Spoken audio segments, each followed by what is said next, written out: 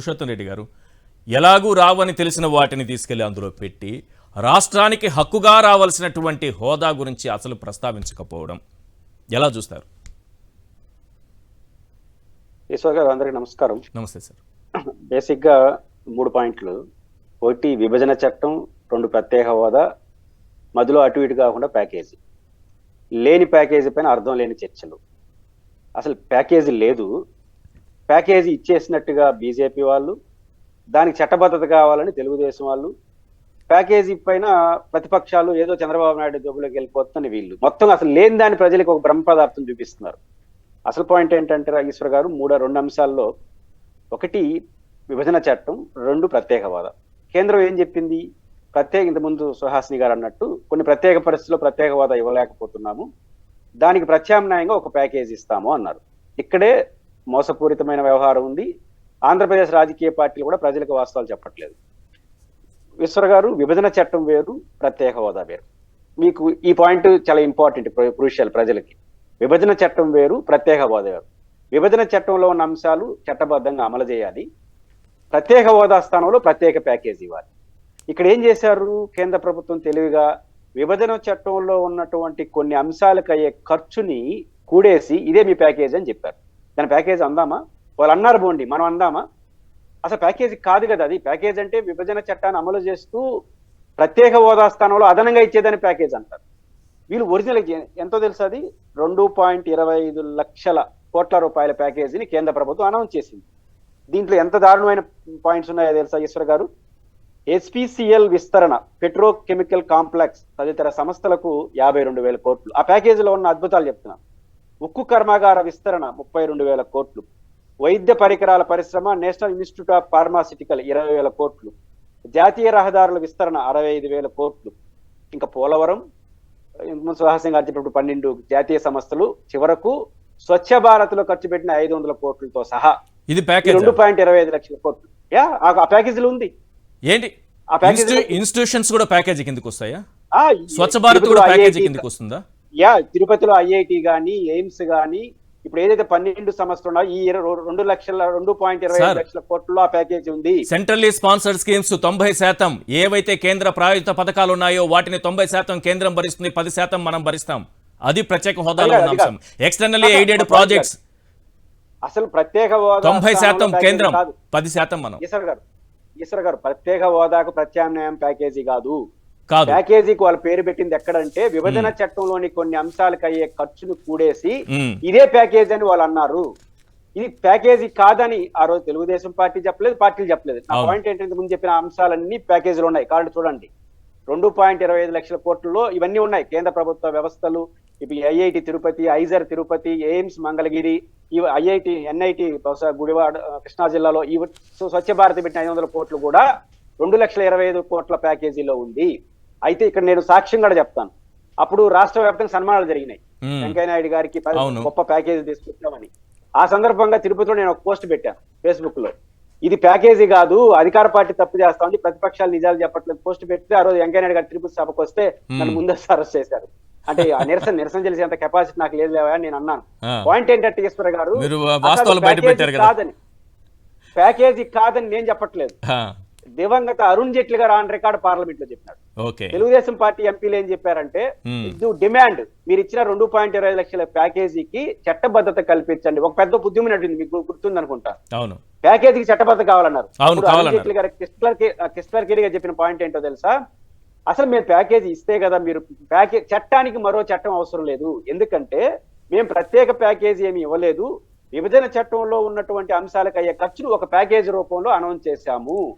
కాదు సార్, విభజన చట్టంలో ఉన్నవి అమలు చేయాలి, విభజన చట్టంలో ఉన్నవి అమలు చేయాలి. అవి అమలు చేస్తే అది ప్యాకేజీ కిందకి ఎలా వస్తుంది అంటున్నా నేను. అదే తప్పు జరుగుతుంది ఆంధ్రప్రదేశ్. ఈ రోజు కూడా ఆ రచ్చ జరుగుతుంది. ఇప్పుడు మనకు ఇచ్చిన వాళ్ళు ప్యాకేజీ, విభజన చట్టంలో అయ్యే ఖర్చులు, దీంట్లో కూడా రేపు పోలవరంకి పెట్టిన ఖర్చు కూడా ఈ స్పెషల్ ప్యాకేజీ కిందకి వస్తుందా? మొత్తం తిరుపతి రాజధాని నిర్మాణానికి ఇచ్చే ఖర్చు కూడా వచ్చేస్తుందా? కేంద్రం పెట్టినటువంటి ఇన్స్టిట్యూషన్ ఖర్చులన్నీ కూడా వస్తాయా? వాళ్ళు ఇచ్చిన 2.25 లక్షల కోట్ల రూపాయల్లో ప్యాకేజీలో ఇవన్నీ ఉన్నాయి. అది నేను ఇప్పుడు మాలాంటి వాళ్ళ బాధ ఏంటంటే అసలు ప్యాకేజీ కాదు కదా, దాని గురించి ప్యాకేజీ అని వాళ్ళు అడగడం ఏంటి, మీరు గొడవ చేయడం ఏంటి?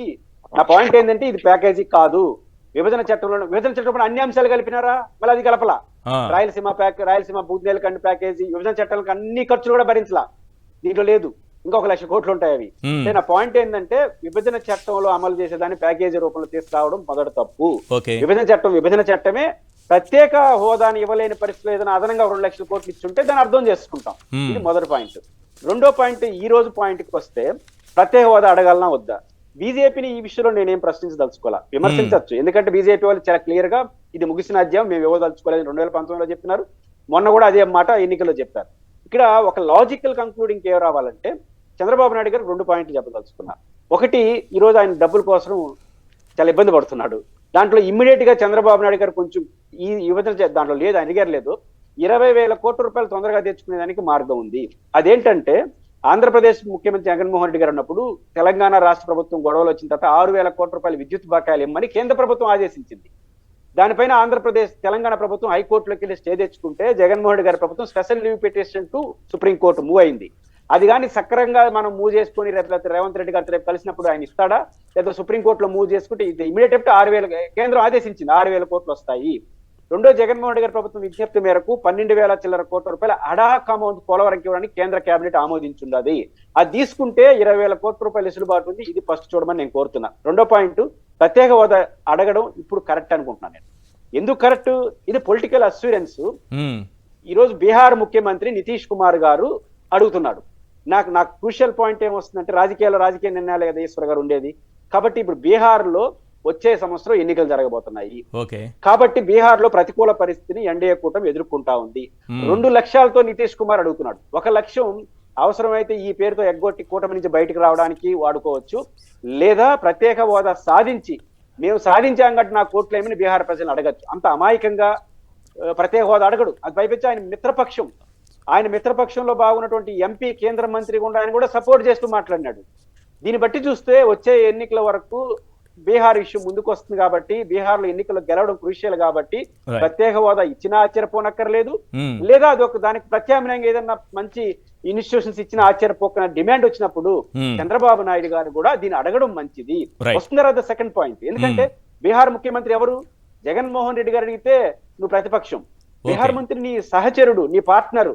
ఆయన ప్రధానమంత్రి అడిగారు అనుకోండి, ఎందుకు అడుగుతారు మళ్ళీ అని అనుకో. సార్, బీహార్ ముఖ్యమంత్రి అడిగినప్పుడు చట్టంలో లేని అష్యూరెన్స్ లేని బీహార్ ముఖ్యమంత్రి మన సోదరుడు అడిగినప్పుడు నేను అడగకపోతే ఆంధ్రప్రదేశ్ లో నా పరిస్థితి ఏంది, కాబట్టి నేను అడుగుతాను చేసుకుంటే ఆ ధైర్యం ఏంటి? నితీష్ గారు ఒకవైపు అడుగుతూ ఉంటే మనం కనీసం ఆ 7 పాయింట్లో ఒక పాయింట్ యాడ్ చేయడమే కదా. నేనంటే ఈ యాడ్ చేయడం లాభం ఏంటంటే వస్తుందో పక్కన పెడదాం, కనీసం ఇవన్నా క్లియర్ అవుతాయి కదా, విభజన చట్టంలోనే క్లియర్ అవుతాయి కదా.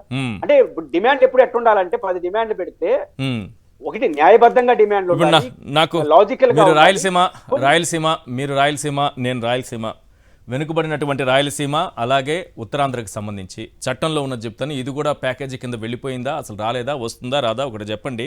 46(2) సెక్షన్ 46లో 2వ పాయింట్ సార్, చాలా క్లియర్గా ఇందులో ఏం రాశారంటే, నేను చదివి వినిపిస్తాను సార్, మీరే చెప్పాలి. Not with standing anything in sub section 1, the central government May having regard to the resources available to the successor state of Andhra Pradesh make appropriate grants and also ensure that adequate benefits and incentives in the form of special development package are given to the backward areas of the state. Okati, the central government shall, while considering the special development package for the successor state of Andhra Pradesh, provide adequate incentives in particular for Rayalaseema and north coastal regions of that state. ఇప్పుడు ఇది ఇందులో ఒకటి, ఎంత package వస్తుందని చెప్పకపోయినా వెనుకబడిన రాయలసీమ ఉత్తరాంధ్రకు బుందేల్ఖండ్ తరహా ప్యాకేజ్ ఇస్తామని మన్మోహన్ గారు చెప్పడం ద్వారా దాదాపు 24,500 కోట్లు రావాలనేది ఒకటి. రెండోది, ఈ బుందేల్ఖండ్ తరహా ప్యాకేజీని కూడా తీసుకెళ్ళి దాన్ని కూడా ఒకవేళ ఇస్తే ఇవ్వలేదా ఇచ్చారా ఏంటి నాకు తెలియదు, కానీ కొద్ది రోజులు మాత్రం 4 రాయలసీమ 4 జిల్లాలకు, ఉత్తరాంధ్ర 3 జిల్లాలకు సంబంధించి 50 కోట్ల లెక్కన ఒక 3 సంవత్సరాలు ఇచ్చినట్టున్నారు. సంవత్సరానికి 50 కోట్ల లెక్కన 1,050 కోట్లు ఇచ్చారు. అక్కడికి ఆగిపోయింది. అది 24,500 కోట్లు రావాలి, అక్కడికి ఆగిపోయింది. ఇప్పుడు ఇది ప్యాకేజీ కిందికి వెళ్తుందా, లేకపోతే స్పెషల్గా మనకి చట్టంలో పెట్టారు కాబట్టి చట్టంలో ఉన్నదే చదివి వినిపిస్తున్నాను సార్, నేను చట్టంలో ఉన్నదే చదివి వినిపించాను. నాకు ఐడియా ఉంది. నా పాయింట్ ఏంటంటే ఈశ్వర్ గారు 2 పాయింట్లు. దుగిరాజపట్నం గురించి మీరు మాట్లాడిన దానికి అదనంగా ఒక పాయింట్ చెప్తాను. విభజన చట్టంలో ఏముందంటే దుగిరాజపట్నం సంబంధించి 2018 మార్చి 31 నాటికి మొదటి దశ పూర్తి కావాలి. ఇది విభజన చట్టంలో ఉండేది. దానికి భిన్నంగా జరిపే కారణం ఏంటి తెలుసా? దుగిరాజపట్నానికి అత్యంత సమయంలో కటువపల్లి తమిళనాడు దగ్గర రిలయన్స్ వాళ్ళు పోర్ట్ తీసుకుంటున్నారు, కాబట్టి వారికి నష్టం వస్తుందని దీన్ని లేపేసినారు. అసలు పాయింట్ అది కటువపల్లి అని దాన్ని లేపారు. పోర్ట్ ని ఇక్కడ మన కృష్ణపట్నం దెబ్బతింటుందని రామాయపట్నం ఎత్తేసారు. ఇదొకటి. మీకు ప్యాకేజీ సంబంధించి ఇక్కడ పాయింట్ ఏంటంటే ఆ. ప్యాకేజీ సంబంధించి అది ప్యాకేజీ దీంట్లో ప్యాకేజీలో లేదు. నా పాయింట్ ఏంటంటే నేను విభజన చట్టంలో 100 అంశాల్లో ఒక 40-50 అంశాలు ఇచ్చి ప్యాకేజ్ అన్నారు, ఇంకా కొన్ని Yes. పెండింగ్ ఉన్నాయి, అందులో రాయలసీమ Right. ప్యాకేజ్. దీంట్లో Hmm. ఒక తప్పేం జరిగిందంటే ఈశ్వర్ గారు ఆ రోజు ప్రభుత్వం కూడా తప్పు చేసింది. Hmm. 50 కోట్లు అన్నది గత 40-50 ఏళ్లుగా దేశవ్యాప్తంగా దాదాపు 70 జిల్లాలకు అనుకుంటాను 50 కోట్లు డెవలప్మెంట్ ఇందులో తెలంగాణ కూడా వస్తుంది. ఎస్ కాబట్టి ఆ 50 కోట్లనే కొనసాగించేసి క్లోజ్ చేశారు. ఇంతవరకు దానికి ఇంకో మాట కూడా ఉంది, విత్ 5 years ప్లాన్ అమలు చేయాలి. అసలు Right. ఇంతవరకు ఫిక్సే చేయలేదు. Hmm. ఏది ఈ బుందేల్ఖండ ఇంకొక పేర్లు ఏదైనా పెట్టండి, ఇంత డెవలప్మెంట్ ప్యాకేజ్ ఇవ్వబోతామని ఫిక్స్ జరగలేదు. కాబట్టి విభజన చంద్రబాబు గారు రిప్రజెంట్ లో మొదటి పాయింట్ ఏముండాలంటే ఇంకా రేపైనా సరే విభజన చట్టం కాలపరిధి ముగిసిపోయింది కదా, రైట్. కాలపరిధి ముగిస్తున్నా పెండింగ్ లో ఉన్న సమస్యల పరిష్కారం అయ్యేంత వరకు విభజన చట్టం అమల్లో ఉండాలి రైట్ అని డిమాండ్ చేస్తుంటాను. ఇది జరగకపోవడం అనేది దురదృష్టకరం. రైట్.